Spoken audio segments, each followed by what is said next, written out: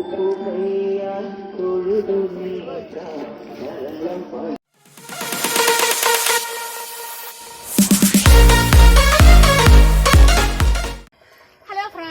Back to your channel. അപ്പോൾ നമ്മളിന്ന് വന്നിരിക്കുന്നത് തിരുവനന്തപുരം ജില്ലയിലെ വെഞ്ഞാറമൂട് വേങ്കമല ദേവി ക്ഷേത്രത്തിലേക്കാണ്.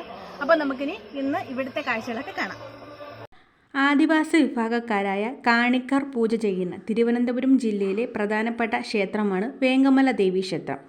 അശരണരുടെയും ആലംബഹീനരുമായ ജനലക്ഷങ്ങളുടെ അഭീഷ്ടദായനിയാണ് വേങ്കമല ദേവി. ശാന്തസ്വരൂപിണിയായ ദേവിയായും ഉഗ്രസ്വരൂപിണിയായ കരിങ്കാളി മൂർത്തിയായും കുടികൊണ്ട് ഭക്തർക്ക് ഐശ്വര്യം ചൊരിയുന്ന ദേവിയാണ് വേങ്കമല ദേവി.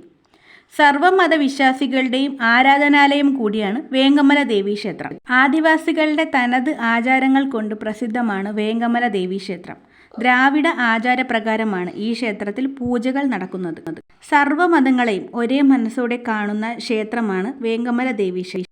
ഈ പ്രദേശത്തെ വലിയൊരു വിഭാഗം ജനങ്ങളും മുസ്ലിങ്ങളാണ്. അവരെ കൂടി ഉൾപ്പെടുത്തിക്കൊണ്ടാണ് ഉത്സവ കാര്യങ്ങൾ ക്ഷേത്രം തീരുമാനമെടുക്കുന്നത്.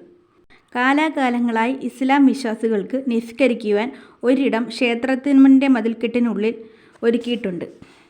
റംസാൻ നോമ്പ് സമയത്ത് ഇസ്ലാം മതവിശ്വാസികൾക്കായി ക്ഷേത്രാങ്കണത്തിൽ നോമ്പുതുറ സംഘടിപ്പിക്കാറുമുണ്ട് എന്നതും ഇവിടുത്തെ പ്രധാന പ്രത്യേകതകളിൽ ഒന്ന്. ക്ഷേത്ര ഉത്സവത്തിന് പൊങ്കാല നടക്കുന്ന ദിവസം മരുതുമൂട്ടിലുള്ള മുസ്ലിം പള്ളിയുടെ ഭാരവാഹികൾ പൊങ്കാല ഇടുവാൻ എത്തുന്നവർക്ക് അതിനുള്ള സൗകര്യം പള്ളിയിൽ ഒരുക്കി നൽകുന്നതും ഇവിടുത്തെ പതിവാണ്.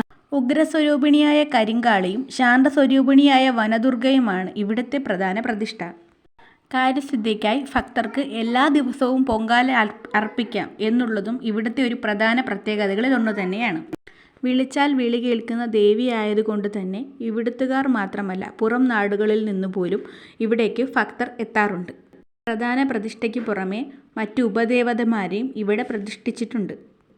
ഗണപതി, ശിവൻ, ആയിരവല്ലി ഭഗവതി, കുട്ടിച്ചാത്തൻ, അപ്പുപ്പന്നട, നാഗരാജാവ്, അറവല, നാഗയക്ഷിയമ്മ അങ്ങനെ അനേകം ഉപദേവതമാരെയും ഇവിടെ പ്രതിഷ്ഠിച്ചിട്ടുണ്ട്. കണ്ണിനും മനസ്സിനും ശാന്തിയേകുന്ന അന്തരീക്ഷമാണ് ക്ഷേത്രത്തിനുള്ളിലുള്ളത്.